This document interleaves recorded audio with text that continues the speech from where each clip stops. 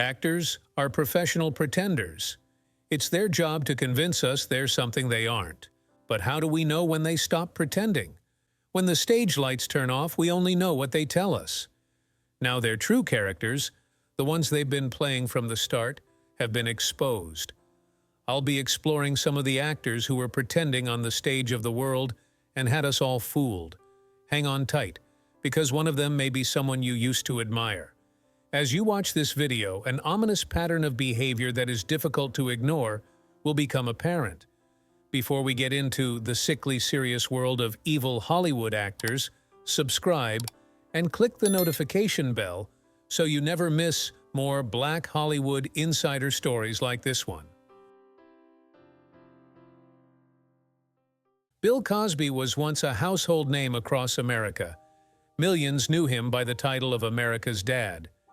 In television, he painted the family with a positive image of a black family of professionals and their growing children. He played a sincere and lovable character on screen, and his comedic ability allowed him to rise to fame as a star of American comedy and television. However, at the height of his fame and popularity in America, it was revealed that he was not the man we all thought he was.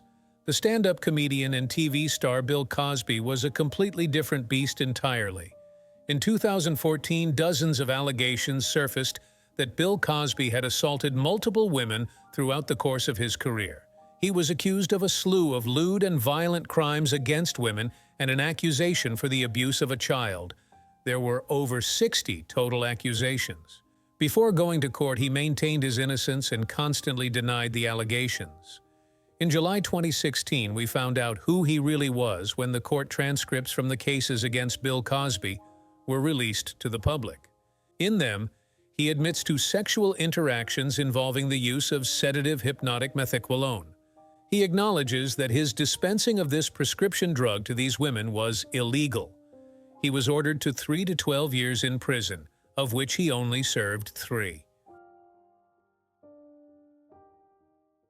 O.J. Simpson acted in the Naked Gun comedy film series, which made him very popular with people who enjoyed the movies. However, off-screen he was physically abusing his wife and banned her from working to make sure that she was financially dependent on him. Of the 62 known incidents of abuse that she experienced, she only ever reported 8. In one incident, he broke her arm and sent her to the ER, where he told doctors that she fell off a bike so that he would not be arrested for domestic violence. In January of 1988, she called 911 saying, "He's going to kill me. He's going to kill me." The pair split in 1992 for irreconcilable differences. He began to stalk her after the divorce, and she feared for her life. She decided to call a woman's shelter and stay there because she feared for her life. This was on June 8, 1988. A few weeks before this, she reported a set of keys missing. Those same keys were found in Mr. Simpson's pocket when he was arrested for the murder of his ex-wife and her boyfriend. His DNA was found all over the crime scene and on a glove with the blood of the victims found behind the house. His lawyers argue that the evidence was compromised and contaminated and therefore should not be trusted. Simpson was decided as not guilty in late 1995. After the trial, he went on to write a book called If I Did It, in which he fantasizes about how he could have committed the crime, although he continues to maintain his innocence. He has also participated in multiple projects, making money off of the story of the murder of his ex-wife. In 2007, he was arrested for armed robbery and kidnapping. The next year, he was sentenced to 33 years of imprisonment for this crime, including a minimum of 9 years without parole. He was released in October of 2017. Michael Jace was never a terribly popular actor. One of his more popular roles includes that of Julian Lowe from the TV series The Shield, but that never really gained him any great public notoriety. He plays a LAPD officer in the strike team. The irony of his case is that I'm pretty sure the police are supposed to protect people, not hurt them. Looks like the casting team made a misstep with this actor. April Jace arrived at her Los Angeles home after a running day at the track with her 2 children. When walking through the door, her husband, Michelle Jace, shot her in the back, After this, he shot her multiple times in the legs in front of his own children of ages 8 and 5 years old. This was not a sudden occurrence. Michael had planned to murder his wife in front of his children that day. They had been married for 11 years. Over the years, tension grew in their marriage as Michael was unemployed for 6 years and had caused his family to go into $500,000 of debt. He accused her repeatedly of having an affair, despite not having any evidence of such. She denied the accusations. In one thread of text messages, he accused her of having an affair and said, "I'm just amazed at how comfortable a woman of God just walks out of a marriage." And April responded by saying, "Stop throwing the Bible at me." April was not comfortable coming home that day, so Michael told her that he had left the house, which was a lie. He was in fact waiting for her with a handgun. Before shooting her in front of the children, Michael said, "You like to run so much, why don't you run to heaven?" referring to April's passion for running track. He taunted her before shooting her and then calling 911 to self-report. He also texted her father to come and get the kids. April's father also called 911 after receiving these ominous messages and arriving at the home to find that his daughter's life had been taken. He may have played a police officer on the screen, but in real life, he was the sort of person the character he played would have arrested.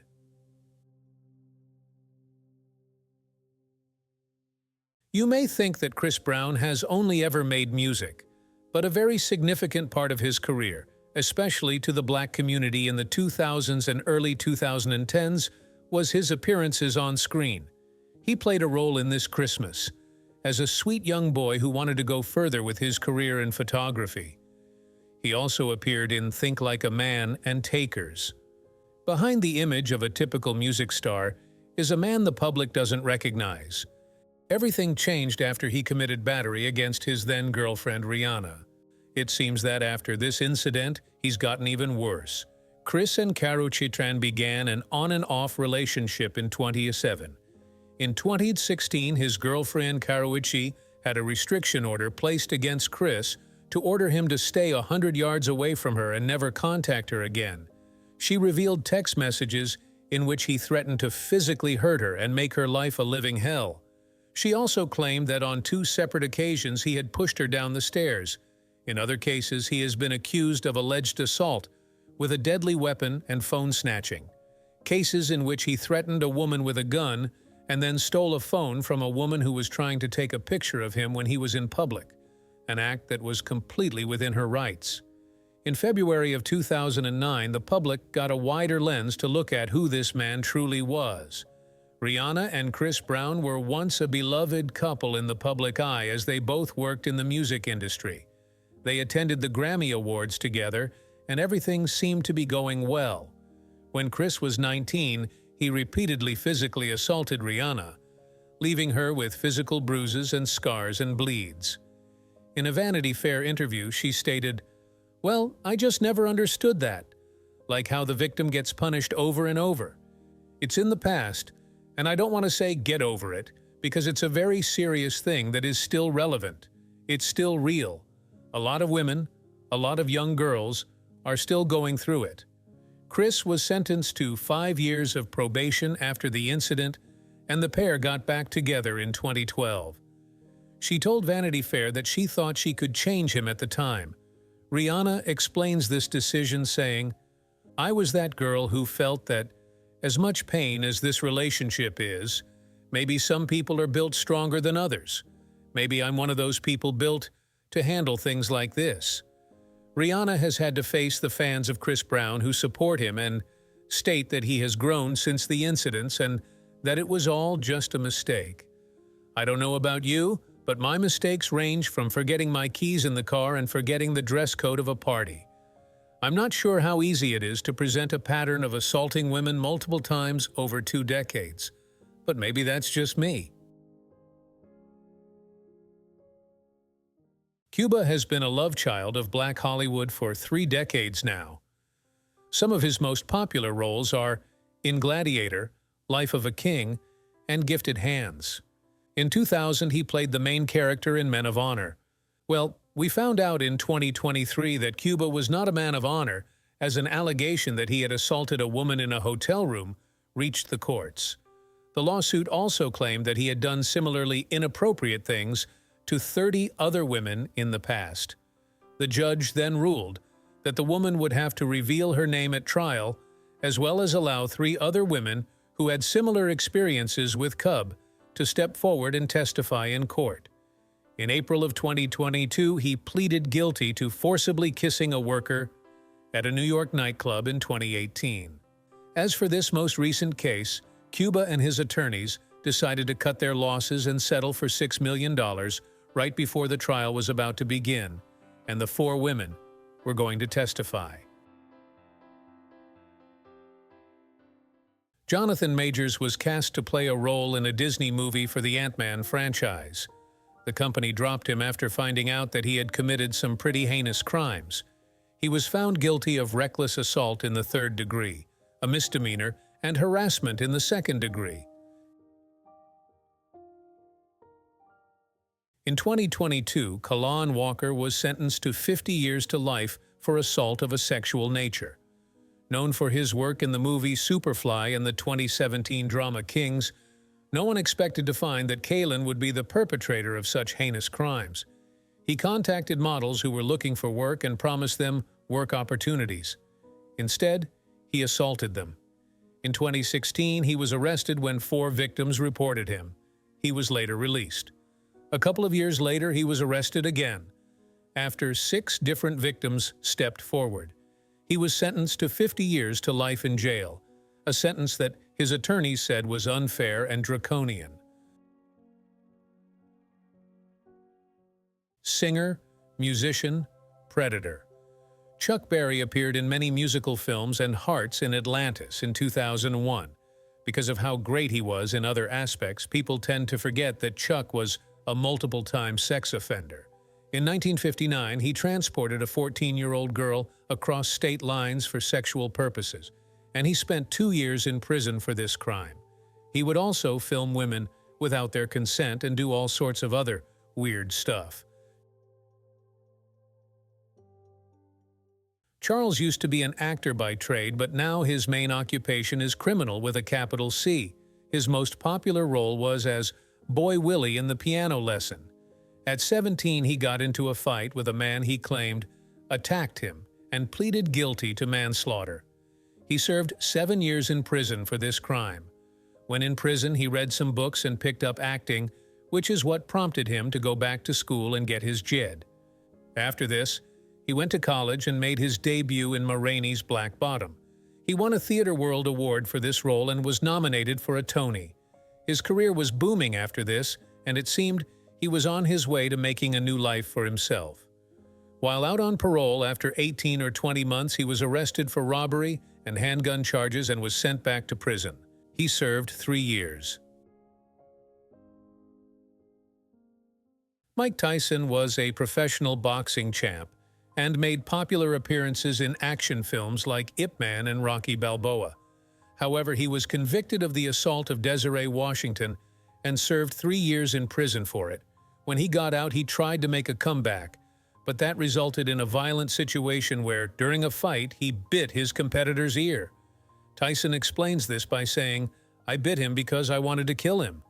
I was really mad about my head being bumped and everything." He has also admitted to other crimes including robbing stores, pickpocketing, and mugging people. One of the greatest contradictions of early Hollywood was the popularity of black actors, playing white actors, playing black actors. Very confusing, I know. But what I'm referring to are minstrel shows. Comedy shows centered around ridiculing the exaggerated and belittling caricatures of black people. Usually actors would wear black faces to play these characters. But in a special niche of minstrel acting, some black actors would instead choose to play and ridicule their own people to succeed in the industry at the time. This led to them being outcast by their communities and being forced to continue to play these characters off stage because for them the acting was not allowed to stop. But they contributed to the heinous depiction of African American people as loud, stupid, and lazy for the sake of money and being successful in the industry. Click on this next video to find out more about other Black Hollywood stars. Would you agree that these actors are evil? Comment down below.